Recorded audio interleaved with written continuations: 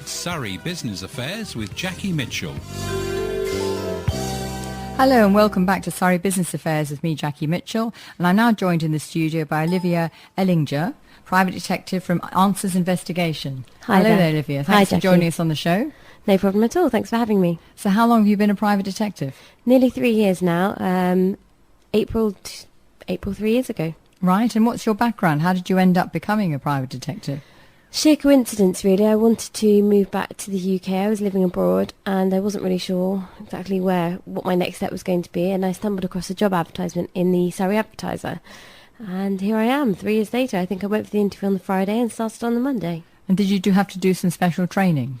We are trained through the job because essentially it can only be taught by a person. And so it was a case of me shadowing another investigator until I was completely confident in my abilities. And what appealed to you about becoming a private detective?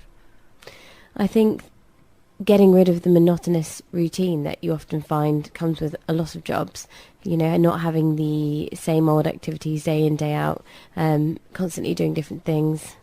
And tell us about your first day. My first day, I think I was up at 5 a.m. to go and do some surveillance in maybe Weybridge or something. And yeah, it was just non-stop from there, really. And what sort of cases were you on that first day? It was a private matter, so it was a matrimonial thing. Basically a case of a partner wanting to find out what their other half was doing. Right, I think you had to meet your colleague at 6 a.m. in a car park? Yes. Yes, you must have wondered what on earth you were going to do. Well, yes, no, exactly. Yes. Also, I see you had to attend a fingerprinting course. Yes, so... What does that entail? The year before last, I went on a fingerprinting course with my colleague Andy Cross, and we basically studied with some specialists on how to take fingerprints, what to look for when comparing fingerprints, how to treat, what treatment processes to use when doing things forensically. It's very, very interesting. And what sort of cases do you tend to get to work on?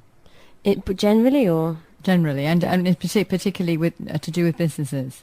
So we have three main kind of sectors that we work with. Obviously, the private sector, the legal sector, and the corporate sector.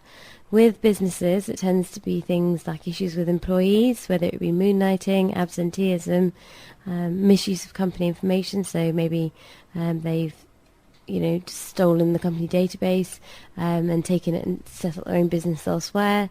Fraud. It's kind of whatever issues businesses have, they come to us and they will, want us to help them find a way to resolve their issue. Stealing a database sounds incredibly difficult. People can really get away with that? I think they can. Yes. You often find that they will attempt to, and their employer will hear back word of mouth that their existing clients have moved across with the ex-employee, and they want to know how that information's been transferred, and obviously it normally boils down to the employee has taken their database of clients with them. Right, and then you talked about absenteeism. So does that mean you would be trailing an employee to see if they really were absent, or how does that work? Yeah, so obviously absenteeism and moonlighting, it would be a case of seeing, say for example if they're off sick and they're not actually sick, proving that obviously they're not, and then same with also if their employer suspects that they might be working elsewhere, and they actually are, obviously it's providing the evidence obviously to the employer so they can proceed with things in a proper manner. So that is where they're saying they're sick and then they go and work somewhere else. So no. It's two different things. Obviously, you've got the absenteeism, which is kind of working elsewhere. They're not at work for a reason, and they are working elsewhere. And then there's obviously the sick side of things, where they may be calling in sick and they're not actually sick. Whether they just want the time or compensation from work. It can go either way. It could be sometimes just the time, or sometimes it could be that they want the compensation. It must be very difficult to prove that these people aren't sick. I mean, is it a question of sitting in the car outside their flat and see whether they come out, or how does it work? Quite often it's actually quite straightforward, because you often find that these people are claiming that they're either, whether if it's a mental thing, that they're too depressed to even leave the house, or if it's a physical thing, they've hurt their shoulder in an accident at work, and it would be a case of, they might go down to the shops and be carrying a bag of shopping, and in the hand, using the arm that, they said they couldn't use to return and work with. And obviously, if they're too depressed to leave the house and they're out for lunch with their friends when they should be at work. And have you had examples of this? Yeah, many times. And how did you would then trail them? Would you to their lunch and see them and take pictures of them actually having lunch with their friends? Is that what would happen? The idea is to paint a clear picture to their employer of the activities of the employee over a period of time. If it appears that their injury is genuine, sometimes it may be a case of getting medical advice, saying if they if they did have this injury to their shoulder, would they then be able to prove it? But yeah, I mean, it's just a case of collecting the evidence. So when obviously they go to let the employee go, they obviously have a strong case, and a solid case of why they're dismissing the person. Because in most situations, they have to get a doctor's letter, don't they, to say that to sign them off work? Yeah, no, they do. And I think that, unfortunately, the difficulty is with some things is that some injuries, you can go to the doctors, and if they poke you in one area and say that hurts, well, they can't really disprove otherwise. And then, obviously, they'll refer you on to a specialist. But in the meantime, they'll give you that sign-off, or whether it be a mental thing, if people know, generally these people know the tricks of the trade, so they know kind of what to say to the doctors. It's the same kind of with accident investigation. If somebody's claiming for an injury that you don't think they have, it can be very difficult to disprove otherwise. I see on your website and your biography, it says that looking young for my age has its advantages. Although I'm in my 20s, slipping into the guise of a 15 or 16-year-old is an excellent way of disarming people if you need to get information. So how do you use that? So it will be a case of, say we need to find out some information, like confirming the address of an individual. Obviously, we don't want to be too intrusive or anything like that. So it would be a case of just knocking on the door. And obviously, I don't look particularly threatening. I look like a young person. So obviously that would be to my advantage, because people are more likely to open up to somebody like me than a big scary guy. Sure. And in your experience, in your 3 years, what have been the most common cases relating to businesses that you've worked on?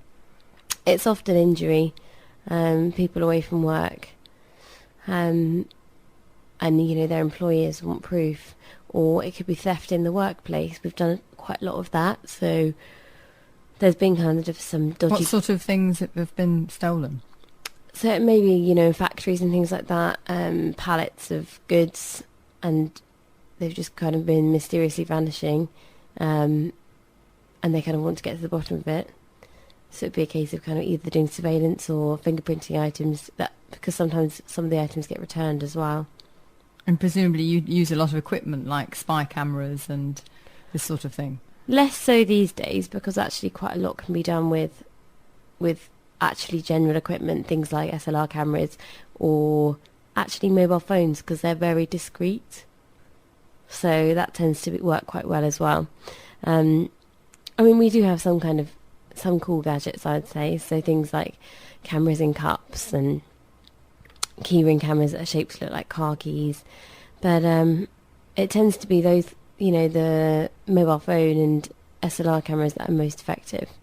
But we obviously have things for other purposes as well, so fingerprinting kits for forensic treatment, kits for taking people's fingerprints, because we do fingerprints for things like visa applications, financial applications as well. And do you have to have very good IT skills? I think you need to have be fairly competent. You can't have no idea, that's for sure, but yeah. But, if people are taking databases electronically, presumably you would have to have some kind of skill there. So we have computer forensic specialists who work for us, and they're part of our team, and they will do that especially, and they've got a background in IT. Oh, I see. And I see that you won the Federation of Small Businesses Employee of the Year award. That's very exciting. Yes, that was the end of last year. That was a really, really nice achievement for myself, actually, and for the company, because we also won Business Innovation of the Year award as well. And that was, awards, FSB awards in Epsom Downs. I think it was in October or November. Oh, right. And to what do you attribute your success? Why do you think you got the award? I don't know. You have to ask my colleagues, I suppose. And what aspect of the job do you enjoy the most? I think interacting with clients, doing a good job for people.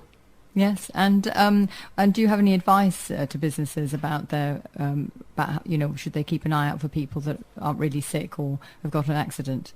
I think generally people know they tend to have repeat offenders, and I think they all kind of know. But I say, if they do suspect that something's not right, please do get in touch, because there are things that can be done to strengthen their case if they wish to dismiss the person.